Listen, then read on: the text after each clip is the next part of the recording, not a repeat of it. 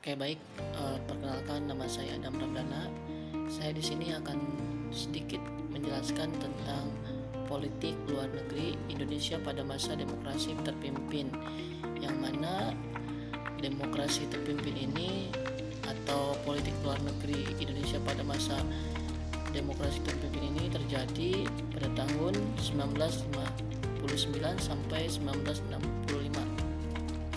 Pada masa ini, Indonesia dipimpin oleh Presiden Soekarno dengan sistem demokrasi terpimpin yang menempatkan Presiden sebagai pengendali utama pemerintahan dan kebijakan luar negeri. Oke, mungkin selanjutnya dari teman-teman semua kebingungan ya dengan apa itu demokrasi terpimpin. Akan saya sedikit jelaskan.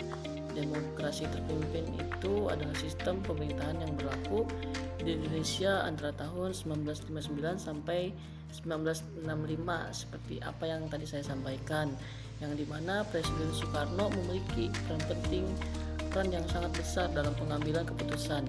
Semua kebijakan penting termasuk politik luar negeri berada di tangan Presiden, sehingga kekuasaan lebih terpusat dibandingkan masa demokrasi parlementer sebelumnya. Selanjutnya, prinsip politik luar negeri.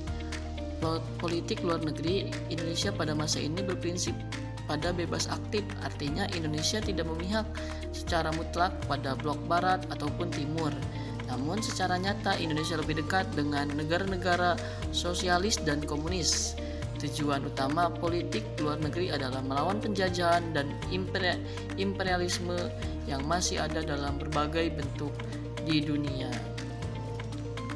Adapun contoh kebijakan penting yang terjadi pada masa itu, ada beberapa kebijakan luar negeri yang menonjol pada masa demokrasi terpimpin, antara lain: pertama, pembebasan Irian Barat dari penjajahan Belanda melalui konfrontasi fisik. Selanjutnya yang kedua, pengiriman pasukan perdamaian ke Kongo sebagai bentuk kontribusi Indonesia dalam menjaga perdamaian dunia.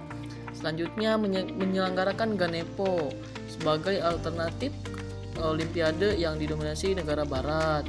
Selanjutnya konfrontasi dengan Malaysia yang merupakan perlawanan terhadap pembentukan Federasi Malaysia yang dianggap sebagai bentuk neo-imperialisme. Selanjutnya keluar dari PBB sebagai protes terhadap dominasi negara barat dalam organisasi internasional tersebut.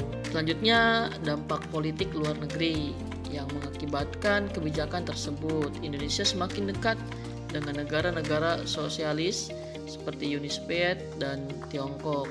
Sementara hubungan dengan negara-negara barat memburuk. Indonesia dikenal sebagai negara yang berani mengambil sikap tegas di dunia internasional. Meskipun hal ini menyebabkan sedikit isolasi diplomatik. Oke, selanjutnya terakhir kesimpulan, yang dimana politik luar negeri Indonesia pada masa demokrasi terpimpin tetap berpegang pada prinsip-prinsip bebas aktif, tapi lebih condong ke negara-negara sosialis. Indonesia melakukan banyak aksi nyata di dunia internasional untuk memperjuangkan kedaulatan dan melawan imperialisme.